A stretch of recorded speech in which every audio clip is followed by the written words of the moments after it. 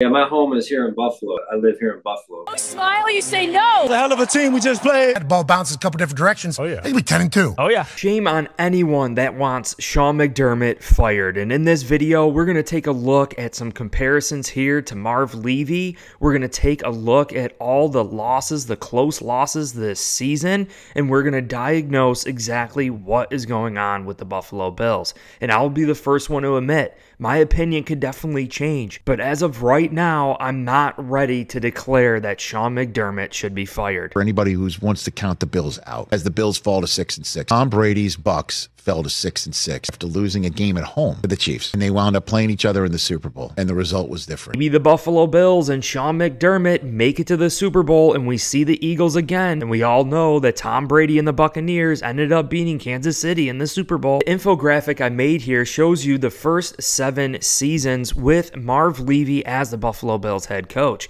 Now, he did spend 5 seasons before that as a head coach, unlike McDermott, who is a first-time head coach being here with the Buffalo Bills. You could see that Marv Levy spent 5 years with Kansas City, and his record was 31-42. He ended up getting fired. Sean McDermott and Marv Levy mirror one another in their first 7 seasons with the Buffalo Bills. Now, Sean McDermott would have to lose the 5 remaining games this regular season, but he would still actually have a better record than Marv Levy. Let me remind you, the Buffalo Bills are coming off a bye, and Sean McDermott is 6-0 in his career with the Buffalo Bills as head coach coming off a bye. And to be honest, I'm more optimistic than ever before after this game versus the Eagles. And we can even see Jalen Hurts and Kelsey here seeing the field goal made and them shaking their heads knowing that they should have lost, that they got extremely lucky to win this game. And in my previous video, you could see all the penalties and non-calls against the Eagles during this game. And also the strip tackle fumble in overtime that was recovered by the Buffalo Bills but was ruled incomplete. Sean McDermott's interview, he even said that Jalen Hurts should have never been able to escape right, and this is in overtime, right before the Buffalo Bills were able to get that strip sack fumble. We can clearly see that Von Miller gets tied up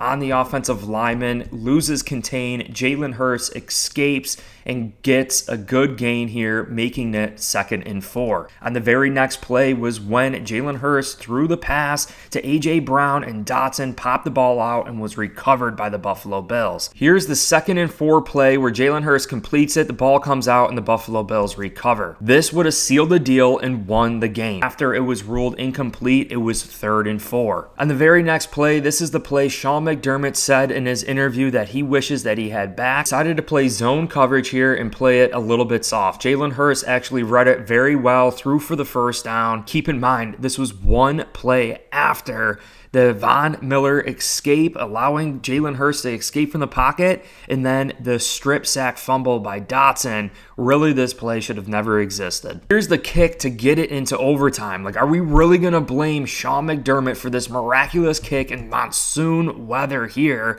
And you already saw the clip of Jalen Hurts and Kelsey shaking their head knowing they got extremely lucky. This is another touchdown by the Philadelphia Eagles, and this is player execution. The Bills players bought on the screen pass, and they end up just getting out of position here, and they find Devonta Smith for a touchdown. It was a great offensive play, and you could even see Taron Johnson, Rasul Douglas, they would have had another wide open wide receiver in the top right of the screen. Fact is here, Sean McDermott called the right defense, the players just didn't execute. Here's another touchdown by the Philadelphia Eagles, another great play design. It's an RPO. They fake the handoff to Swift. Shaq Lawson hits him, but Jalen Hurts escapes the pocket, fakes it like he's going to run it right. Micah Hyde buys on the run, and it's a little bit of a high-low game. This, to me, is player execution. It has nothing to do with scheme. Sean McDermott put our players in the right position to succeed. Our players just didn't execute. Can we blame Sean McDermott for this? Watch Dotson get blown off the ball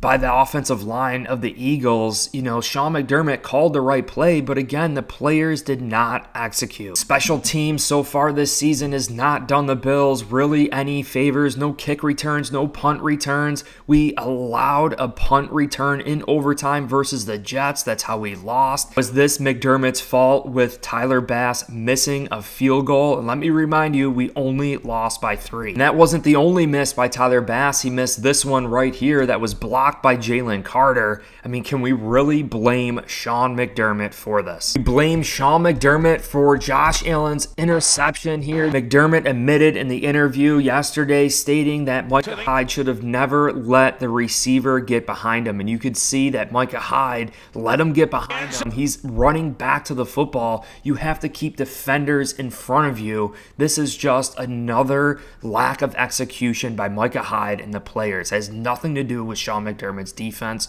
or scheme. These are all the games the Buffalo Bills have lost this year, and you could see how close they actually were, with Buffalo Bills leading the game late into the fourth quarter, but we end up losing these games. Pat McAfee said if the ball just bounced our way during some of these games, the Buffalo Bills could easily be 10-2. Every game but the Eagles, the Buffalo Bills lost the turnover differential. Versus the Jets, the Bills had 4 turnovers and 1 takeaway, thus losing the turnover differential by -3. In NFL history, teams that have a -3 turnover differential during games loses 90.7% of the time. Versus the Patriots, the Buffalo Bills had 2 turnovers and 1 takeaway, losing the turnover differential by 1. Against the Broncos, the Bills had 4 turnovers and only 1 takeaway, having another -3 turnover margin. Point is, versus the Jets, the Patriots, and the Broncos, those games should have never come down to the final moments of the game because of the turnovers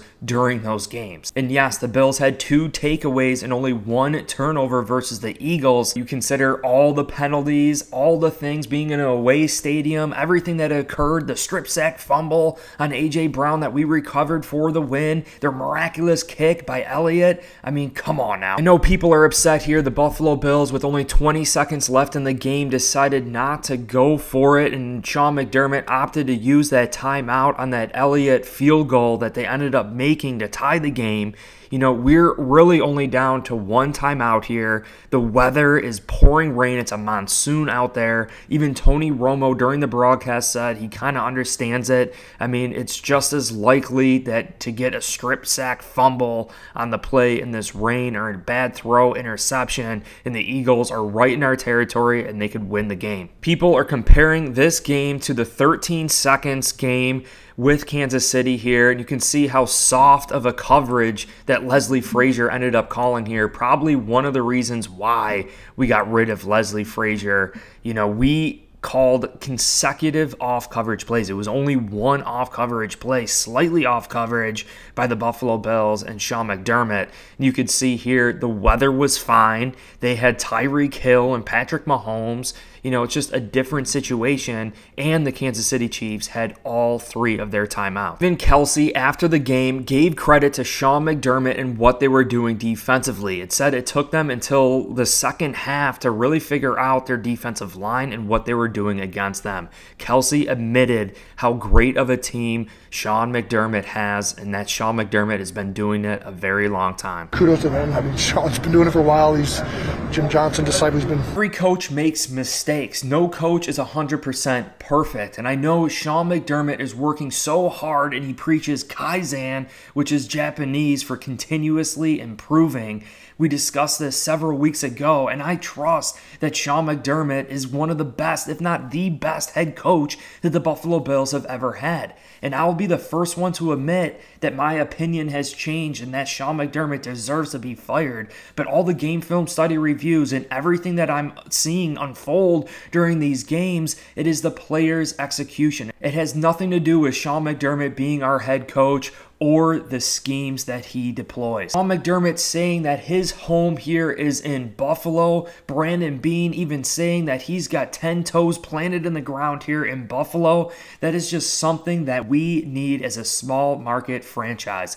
Going through 17 years of a playoff drought, living and experiencing that, being the losers, the laughingstock of the NFL, the Buffalo Bills could easily go back to that if we let go of McDermott. Let's not forget, Brandon Beane wasn't here in 2017, the first year of Sean McDermott, and during that draft class, Sean McDermott drafted Trey White, 27th overall. He drafted Zay Jones, Deion Dawkins, Matt Milano. I trust the eye for talent for Sean McDermott, and I love the synergy between Brandon Beane and Sean McDermott. If we let go of Sean McDermott, that likely means that Brandon Beane is gone, so the Bills are going to be looking for a new GM, a new head coach, and look at all the other coaches that Sean McDermott has brought here. Aaron Kromer, one of the best offensive line coaches in the NFL. Rob Borres, one of the best tight end coaches in the NFL. He brought in Brian Dable, who ended up getting a head coaching job. Look at Joe Brady and what Joe Brady has done. The Buffalo Bills just went for over 500 total yards on offense. Eric Washington, this defensive line coach. The Bills have a top 5 defensive line in the NFL right now. And Bob Babich, who we trained up from a linebacker coach and safety coach. I mean, we are doing some big time things, and if we get rid of McDermott, this is going to clean house. Who knows? Maybe we bring in a head coach that Josh Allen doesn't vibe with, and then Josh Allen wants to leave. Stats don't lie that Sean McDermott statistically is a better coach than even Marv Levy at this point in their careers. Keep in mind that Marv Levy had 5 extra seasons as a head coach in the NFL. Sean McDermott was a rookie head coach coming to the Buffalo Bills. I know it's not fun to deal with losing, but Sean McDermott is growing every single game. He's getting better and better and better. To part ways with McDermott now, who knows what we are missing out on? You look at Andy Reid, you look at Harbaugh, Mike Tomlin too. I mean, these guys have 20 years coaching as head coaches in the NFL. Sean McDermott is only in year 7, and McDermott has beaten them all in the past. What we've been able to do without Daquan Jones, without Matt Milano, without Trey White this season, the Buffalo Bills have really done some remarkable things. The issues on this team boil down to player execution, and I'll admit this offense was faced with some additional pressure throughout this year because of those injuries, especially on the defensive side of the ball. I think we were trying to put up points to help supplement those losses on defense. Jump ship right now during the season after Sean McDermott broke the playoff drought after only missing playoffs once in his 7 years of being a head coach for the Buffalo Bills, changing the culture, inspiring an entire city. And again, I'll be the first one to admit I am wrong and that Sean McDermott should be fired. But I wholeheartedly, totally disagree with this, and shame on you. You don't deserve Sean McDermott. Shame on you for jumping ship during this season. Let's see how the rest of this year shakes out. If you guys enjoyed this video, I'd deeply appreciate it if you hit like, subscribe for future content. Also, check out my previous video on all those penalties. Sean Hockey, are you kidding me? Definitely had money on the line. Also, check the link in the description. We have the Buffalo Chicken Wing merch. We have hoodies, long sleeve t-shirts. We have black, gray, red, blue. Also, free shipping for a limited time. But I appreciate you guys, and go Bill.